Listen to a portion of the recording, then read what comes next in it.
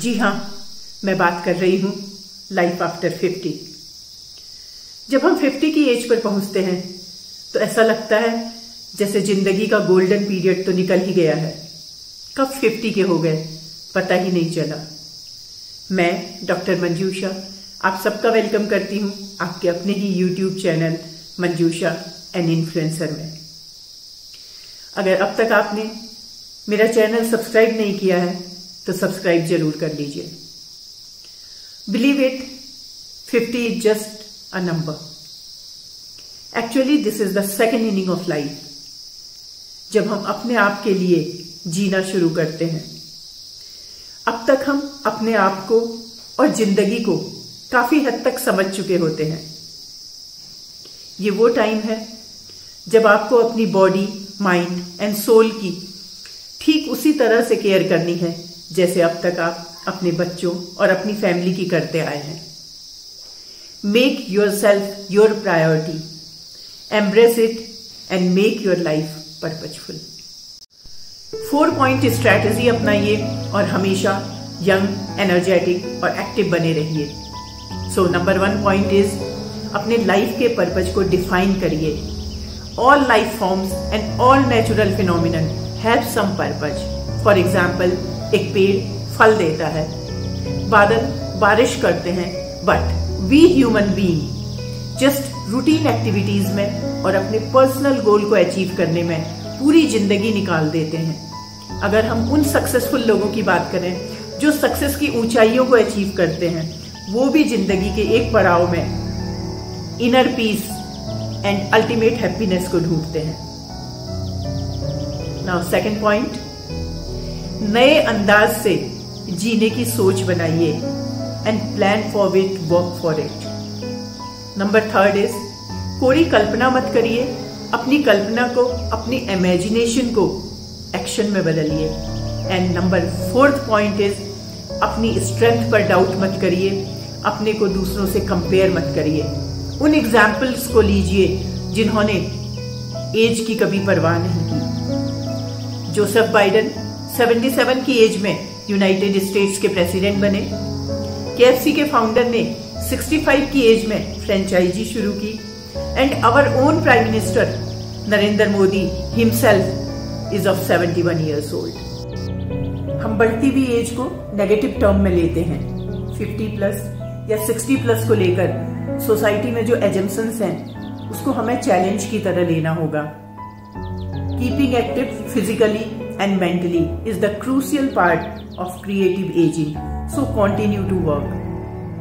हम assume कर लेते हैं कि older people cannot learn new things, जबकि ये proof हो चुका है कि our brain cells continue to grow lifelong, वो regenerate होती रहती हैं। अगर मैं अपनी बात करूं तो I proudly say I am 60 plus, but I feel myself younger than my chronological age. सच मानिए तो हम जैसा सोचते हैं वैसे ही बन जाते हैं। दूसरी बात, हमने ये बिलीव बना लिया है कि अब आप 50 प्लस हो गए, आप 60 प्लस हो गए तो आप ये काम नहीं कर सकते हैं, आप वो काम नहीं कर सकते हैं। मैंने देखा है हिल्स में लेडीज 60 प्लस 70 प्लस की एज में भी खेतों में, जंगलों में काम करती हैं, अपने सर पर भारी भारी बोझ लेकर चलती हैं। Even I was surprised to see that devotees over 60 years of age जो है वो केदारनाथ की यात्रा 16 किलोमीटर का ट्रैक पैदल कर रहे थे। वहीं पर जबकि जो यूथ है वो खच्चर पे जा रहा था।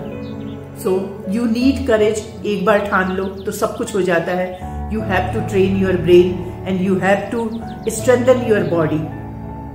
जब मैंने ये सोचा कि मुझे उत्तराखंड में जाकर काम करना है तो मुझे लगा कि मुझे ड्राइविंग आनी चाहिए। हालांकि मेरे लिए ये एक बहुत टफ डिसीजन था, but I did it. I learn driving at the age of 60। Believe me, ये सब दिमाग का खेल है। ऐसे भी एग्जाम्पल हैं जहां 97 इयर्स की एज में लोगों ने मैराथन में पार्टिसिपेट किया। राशि देवी 75 इयर्स ओल्ड, इन्होंने 2014 में कोयम्बटूर में हुए दैट एथलेटिक चैंपियनशिप में पार्ट लिया एंड 2nd पोजीशन सिक्योर की 75 इयर्स ओल्ड लेडी ने। सो री invent your self, start new ventures, pursue new opportunity. Aging is not the biggest hurdle. अब मैं आपसे कुछ आइडियाज शेयर करूंगी. Try to take challenges and make your life meaningful. So, number 1, you can donate your time, money and talent to NGO, underprivileged community and orphanage. So, making your contribution to society is a wonderful way. आप underprivileged बच्चों को health and hygiene, नशा मुक्ति पे aware करवा सकते हैं. आप उनको लिखना पढ़ना सिखा सकते हैं और आप उनके लिए छोटी सी लाइब्रेरी अरेंज करवा सकते हैं. आप अपने इम्पोर्टेंट डेज लाइक बर्थडेज वगैरह उनके साथ सेलिब्रेट कर सकते हैं. फेस्टिवल्स उनके साथ मना सकते हैं. आप झुग्गी झोपड़ी में रहने वाली महिलाओं की प्रॉब्लम को एड्रेस कर सकते हैं. आप उनको मनी सेविंग के तरीके बता सकते हैं. आप उनके लिए मेडिकल कैंप अरेंज करवा सकते हैं. And even you can volunteer at local school. उन बच्चों की प्रॉब्लम समझ सकते हैं और आप उनको अपने लाइफ के एक्सपीरियंसेस बता सकते हैं. आप उनको मोटिवेट कर सकते हैं. आप उनको लाइफ में फेलियर से लड़ना सिखा सकते हैं. आप उनके एक्सेप्शनल टैलेंट को पहचानिए, उसको प्रॉपर गाइडेंस दीजिए. Even you can sponsor such child. आप अनयूज्ड या second hand books, toys and clothes donate कर सकते हैं. So this way you can bring happiness in others life.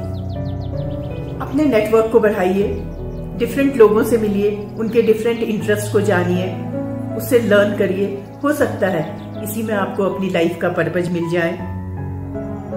And another point is, जो आपके इंटरेस्ट हैं उनको नोट डाउन करिए. Give them a try. You must be surprised कि वो जो आपके सपने हुआ करते थे, जिनको आप भूल चुके थे, एक के बाद एक अब आपको याद आने लगे हैं. Creative activities like art, music, reading, sports, nature, these also may help you. Life का पर्पज जानने के लिए परफेक्ट आंसर का वेट मत करिए, but keep trying different things. Another idea is do whatever you can do to save your environment. This is the time to repay the nature. So charity begins at home. First, volunteer for clean up your surrounding. Say no to plastic bags. हमेशा घर से बाहर निकलते समय कपड़े का bag लेके जाइए. Take care of injured stray animals. Volunteer at nature club, जिसमें बच्चे आपका हैप्पीली पार्टिसिपेट करेंगे. बच्चों को वेस्ट मैनेजमेंट के 3 R's का कंसेप्ट दीजिए, that is reduce, recycle and reuse. बच्चों को गार्बेज डिस्पोजल का सही तरीका समझाइए, क्योंकि हमारी कंट्री में कूड़ा कहीं भी फेंक दिया जाता है. एंड आप उनके साथ एक प्रोजेक्ट टेकअप कर सकते हैं. फॉर एग्जाम्पल, जो बायोडिग्रेडेबल वेस्ट है उसको सेग्रीगेट करके, जो कि लगभग हमारा डोमेस्टिक वेस्ट का 30% वेस्ट इज बायोडिग्रेडेबल वेस्ट, उसकी कंपोस्टिंग करवा सकते हैं. आप किसी एबेंडेंट पार्क को अडॉप्ट कर सकते हैं. आप प्लांटेशन करवा सकते हैं. ऑलरेडी प्लांटेड ट्रीज की केयर करना बच्चों को सिखा सकते हैं. So this way you can bring awareness in the society through children. Life को पर्पजफुल बनाने के लिए आपको स्ट्रगल भी करना होगा. आपको कंफर्ट लाइफस्टाइल का सैक्रिफाइस भी करना होगा. And people around you may criticise you and also may complain about the things. Studies ये बताती हैं कि sense of purpose promotes better physical and mental health and also promotes happiness and a sense of well being. Trust me, it is not the beginning of end of your life, but it is the middle of the beginning of your life. I chose to fulfill my childhood dreams and मैं उसमें आगे भी बढ़ रही हूँ. I expect same encouragement from you people also. So life is precious. Enjoy your life and appreciate your little efforts. So hope you would have liked the video. So please like it and share it with your friends. फिर मिलते हैं एक नई video के साथ.